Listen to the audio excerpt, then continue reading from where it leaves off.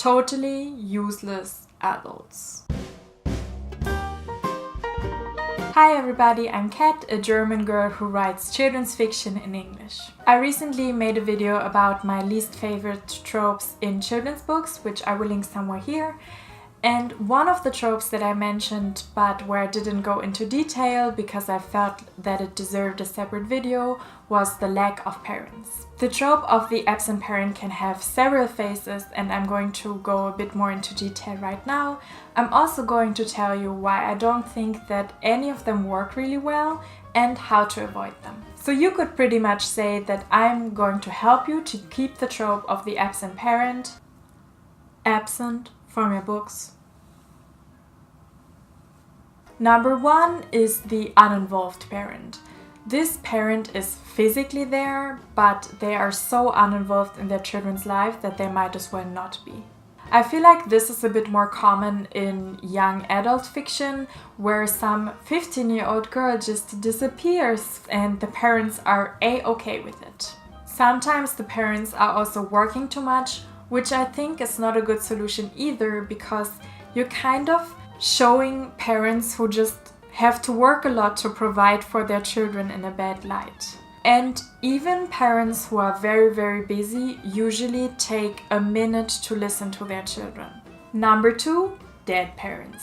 Some writers don't want to explain why the parents are uninvolved in their children's lives, so they just kill them.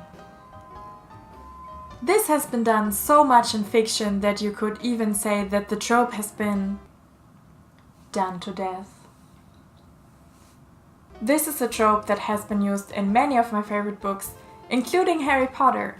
And I think it even makes sense to use it in a dystopian society or in some kind of setting where the society doesn't have a very advanced healthcare system, or if there was a recent war going on. And yes, even in our day and age with advanced healthcare and no wars going on where we live, there's always the unfortunate chance that a child will lose their parent to an accident or to an illness. My main problem with this trope is not that it's unrealistic, but that it's often used as an easy fix, a convenient explanation why those parents are not present in their child's life. I don't find this in very good taste, because the loss of a parent or even both parents, especially at a young age, is something that is pretty traumatic.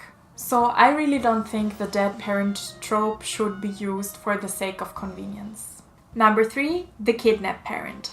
This parent has been kidnapped, or should I say parent-napped?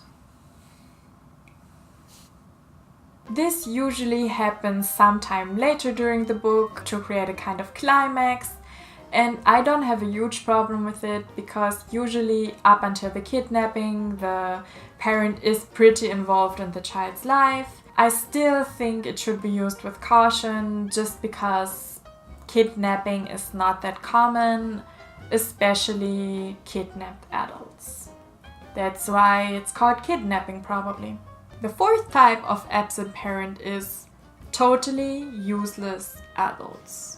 Usually this happens when the child is magical or the chosen one and the parent is not, so they are completely useless. This bugs me a lot, because even if the adult isn't magical or as well informed or totally healthy, they can still contribute something to problem solving in general. Why would they suddenly be completely useless just because the situation is something new to them?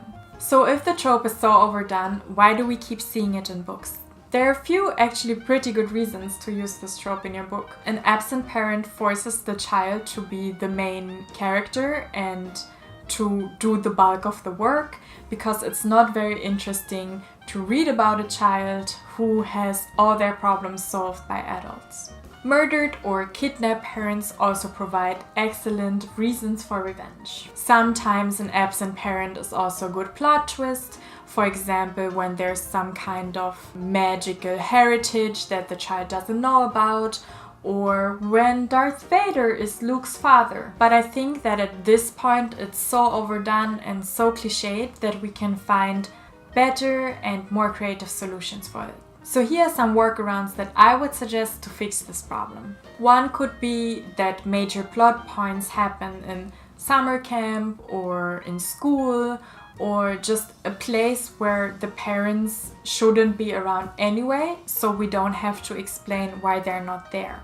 If the characters are not human or the society they live in functions completely differently from the way that our society functions, that's also a pretty good solution to the problem.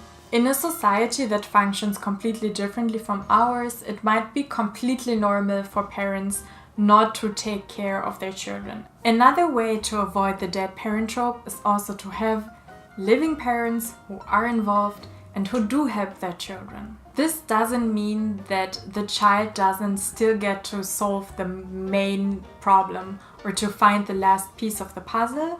I don't think it has to take away from the story if the protagonist gets a bit of help in solving this problem that they have.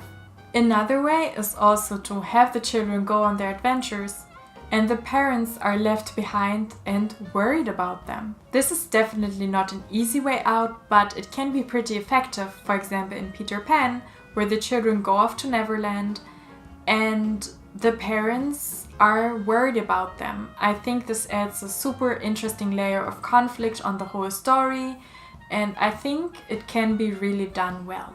The last option is pretty risky, and that is have the parent be there, but just be a terrible parent. It's done pretty well in Matilda, where again it adds a very interesting dynamic to the whole book, and so I think it's worth a try. Those were some ideas of what you could do to avoid the absent parent trope. Again, if you want to go for it, of course do it. I already said it's done in some of my favorite books of all time. But I think as a community of writers, we can just find better and more original ways to do it. Thank you so much for watching. I hope this video was helpful. If it was, please give it a thumbs up and also subscribe to my channel because I plan on making many more writing tip videos in the future.